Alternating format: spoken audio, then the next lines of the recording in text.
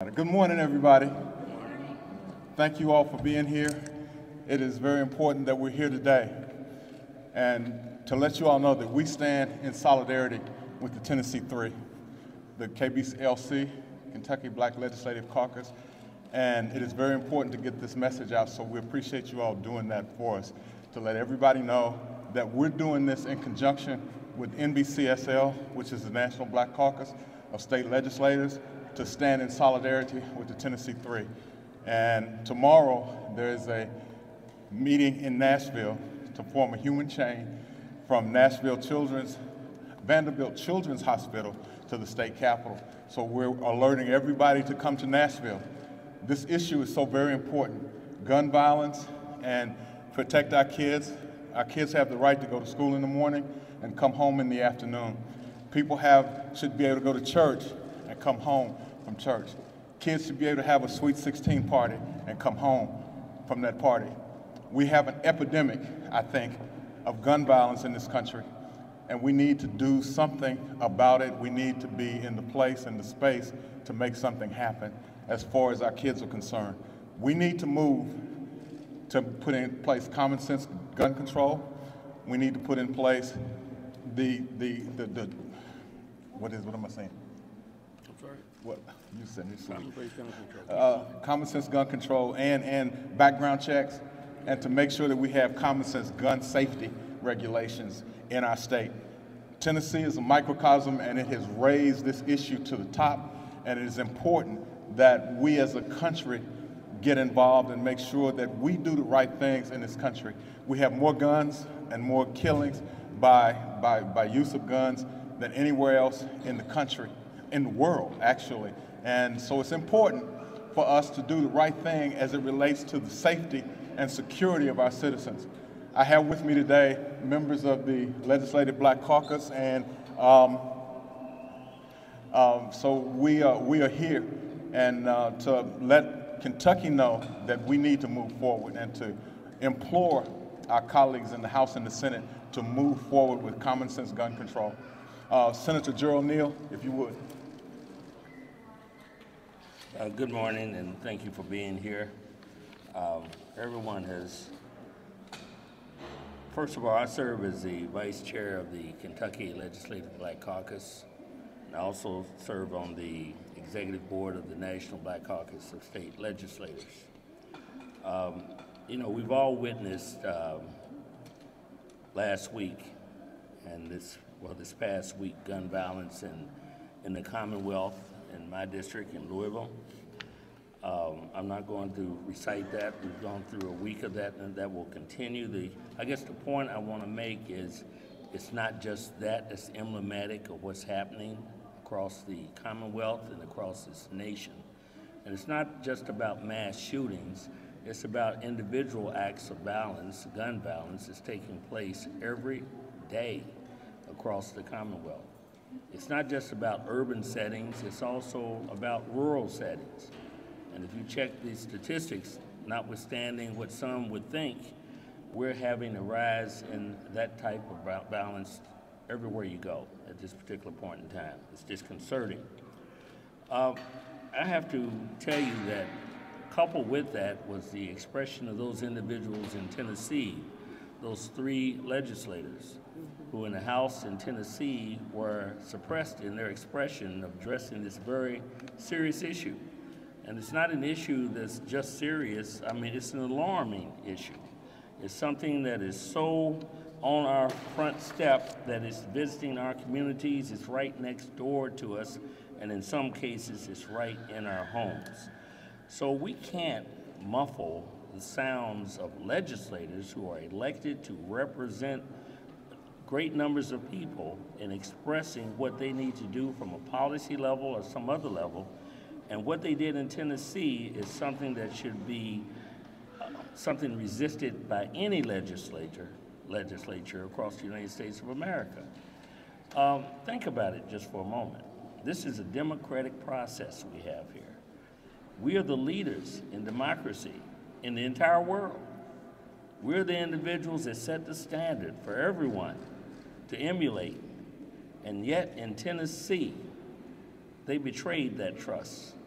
when they tried to suppress the voices of individuals, and not just suppressing it by some method of decorum. In other words, someone breaks some decorum and they take the extreme step in not only muffling the voices, but kicking them all the way out in terms of representation. That cannot be tolerated. This whole country, in terms of legislators, I don't care what side of the aisle you're on, should be standing up and shouting to the top of their voices, we will not tolerate this. We will not take part in that type of behavior. We will ensure the health of our democracy and go forward. And that's why I'm glad, in fact, happy to join my colleagues, including Chairman George Brown, in attending the event in Tennessee to express our support for those who support our democracy and those who recognize that gun violence is a scourge that we must address. And I'll close by saying we must have open and honest discussions about gun violence. All this ideological stuff, all this strategic stuff in trying to exert power in one way or another is not sufficient, because people are literally dying in our communities each and every day. The first responsibility of government is the safety of its citizenry. And to the extent we do not do all that we can to protect life, we have failed in our responsibility. We can do no less. Thank you.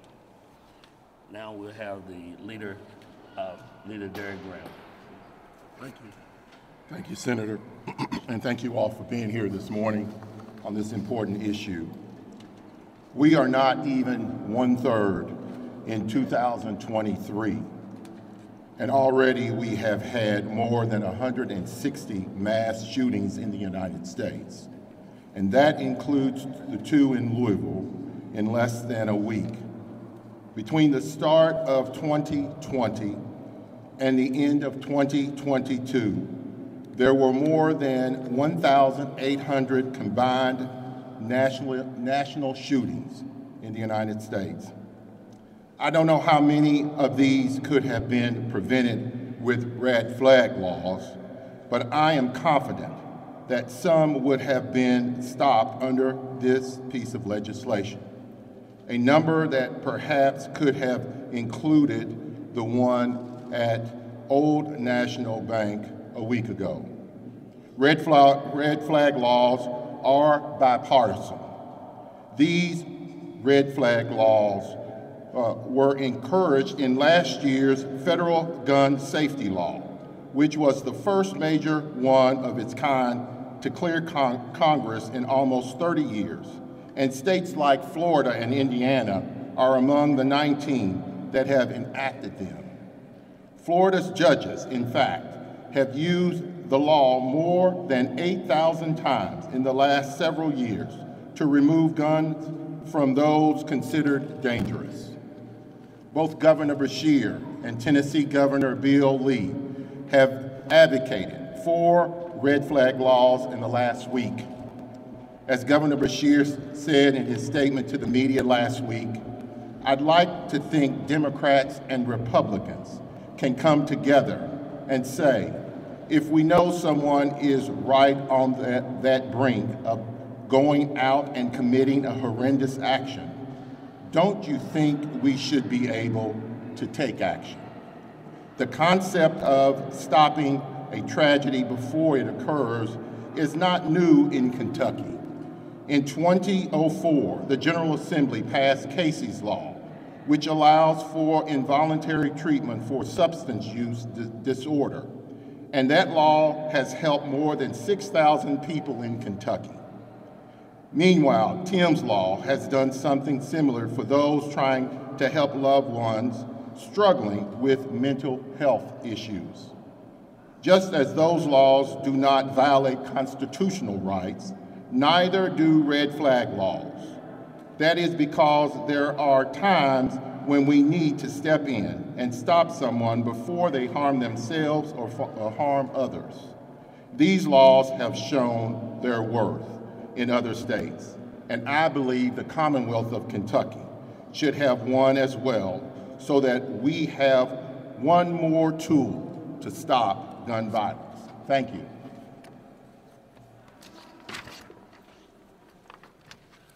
Again, it is a pleasure to be here and to speak with you.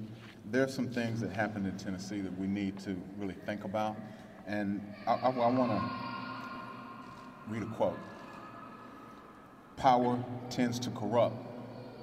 Absolute power corrupts absolutely. What we have in Tennessee and Kentucky and other states around this country, particularly in the South, is that we have veto-proof majorities. And people are moving or not moving based on those majorities. And the word needs to get out to the people in our state, in Kentucky, and in this country of what we need to do to deal with that power and how it absolutely corrupts what's happening in our society. We'll take any questions that you all have. Could a special session be called to enact some of the laws that we're wanting to protect our children? That's in the governor's purview. Can you tell us about any legislation you're already thinking about for next year? Well, I filed several gun bills. I filed a gun safety bill, which deals with the sale of automatic weapons and the size of magazines. I've also filed a gun safety bill, which is that people need to have their guns safely stored. And I filed those bills for the last several sessions, and they have not been called, and they have not been in committee. Yes, ma'am. We've talked before about how public outcry can affect people's want to take action on gun control. Do you think that the public outcry is where it needs to be to enact more change at this point? We've had the shooting in Nashville, and then the shooting in Well, it's not where we would like it to be, and I talked to you last week, but what we're saying, this is the public outcry, and hopefully the people will get it, but we want to say to people that this is necessary, that people are dying, and there's serious problems, that we've got to really work on that, and hopefully our legislators will work on that as well. Yes, sir? No, I beg to differ. I think there's been a tremendous public outcry. I think there's been a tremendous public outcry across the nation. I think you don't have to go too far to see that. And I know there's a public outcry in my district, in Louisville, Kentucky. I know that's taking place. I'm sure it's taking place in other places across the Commonwealth. I think it's something that will grow over time. In fact, we're just at the front part of revisiting this issue, sparked by the events that took place in Nashville.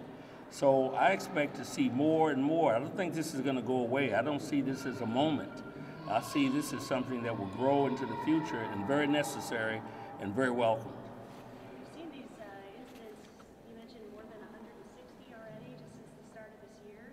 And then now with it hitting so close to home last week, what do you think it's going to take for actual action to be taken when it comes to this legislation? I think the spark has been lit, and we're at a different place than we were last Sunday in Kentucky, and I think in the nation. But the public outcry, I think, as Senator Neal said, it is a public outcry that is happening routinely, and I don't think this is going to cease. I don't think the public demand and the public outcry is going to diminish. I think it's only going to increase.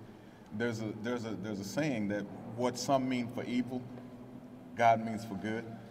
And I think that God moved to make this happen, and he rose the Tennessee Three, the two Justins, Justin Jones and Justin Pearson, from anonymity to worldwide recognition of who they are.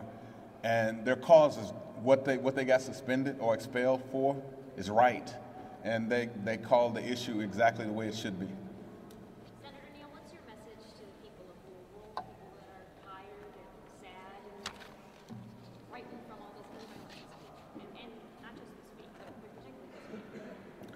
Well, my message is to continue to stand up for what is right.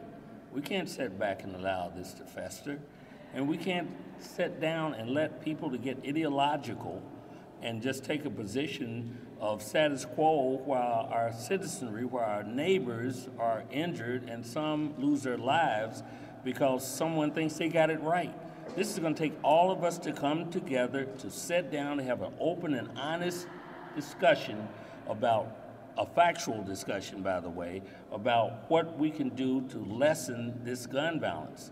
There are methodologies out here, there are experiences we've had that demonstrated that we can do this.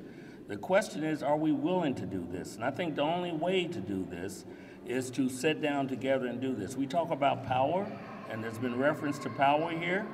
Well, you know, power is okay. It doesn't mean it's a good thing unless you use it for good causes. And the first cause of government is the safety of our citizenry. And to the extent we do not address this, we are failing in our responsibility. That's what disturbs me the most. Leader Hill, you mentioned power. Are you concerned that legislators could be expelled here like they were in Tennessee? You know what? I'm not concerned about anything happening here other than people sitting down, opening up their minds, bringing considerable amount of intellect to the table and commitment to help resolve this crisis that we're facing, this growing crisis that we're facing. So I'm not concerned about what we might do that I would not approve. I'm looking for this legislature, just like any other legislature, to do what is proper and appropriate in addressing the violence that we're facing today. We are hearing the mayor express cautious optimism after speaking with some GOP leaders. Are you all feeling that same cautious optimism right now? Well, I don't know what you mean by cautious, but I know what optimism means, and I'm optimistic. I'm optimistic that we will sit down and we will deal with these questions in an honest and factual way. The people that I legislate with, I consider them to be honorable people. I don't look down upon them in any way. I deal with them every day. I think that they will reflect upon this, and I expect them to respond accordingly. I'd be surprised if they don't sit down with sincerity and with dedication to overcoming what we are facing today. You're speaking, of course, today, and we've heard the public outcry. What are the next steps toward making some change? Well, one thing is for sure, I don't think the outcry will subside. I think that's important. So when you're talking about next steps, that depends on what? Me, you, and everyone else that's out there. And if you're talking about policy, we're talking about on the state level, we're talking about on the local level, we're talking about wherever people have authority and responsibility to act. So we're going to see what the next steps are. But my next step is, and the next step of the people that are here, we're going to support those who are standing up for democracy, in other words, full and free expression. We're standing up for that. That's very important. Understand, these issues are intertwined. Because when people are in power, and I'm not pointing a finger at anyone, but when people are in power, sometimes they lose perspective over what their responsibility is and what should be done in terms of a democracy. And that, you have extreme power, then you have extreme responsibility. So I'm expecting everyone to reflect upon that, everyone to reflect upon that, so that we can have a better outcome. We must come together to resolve the scourge of gun violence in the Commonwealth of Kentucky and in this nation. What is your response to the fact that, after a mass shooting last week, 15 or at least 2 dozen people affected by gun violence just in Louisville since then? What's your response to that? It's an epidemic, and I think we have to deal with an epidemic, and we have to deal with it seriously. We have to come and face it and try to get people to understand what's happening. There was a question asked a minute ago about a piece of legislation that we should be about moving on expeditiously. And one piece of legislation I was asked about from the news reporter in Lexington and Channel 18 last week. And the mayor of Louisville, Mayor Greenberg, said that the gun that was used in the mass shooting last Monday, a week ago, that gun is going to be given away or given to the Kentucky State Police and auctioned off.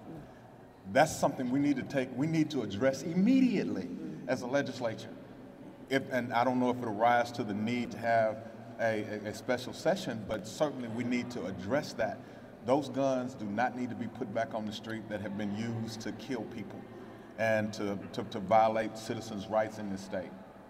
I have one for Leader Graham, if I could. Derek, as the leader of the House Democrat, have you had any conversations or gotten any, how shall I say, encouragement from your Republican counterparts about perhaps some action at the next session? Well, I mentioned the red flag laws, but I have not spoken with any of the leadership on the other side, but we intend to do that. Our caucus leader, Sherilyn Stevenson, is here today to support this effort. But we will begin to make those conversations and hopefully meet with the leadership as well as within our caucus as well to build a foundation in which we can come the next session to try to make some improvements in terms of preventing guns in situations where people are mentally ill. So I think that's the first address for me, is to try to attack that from that angle.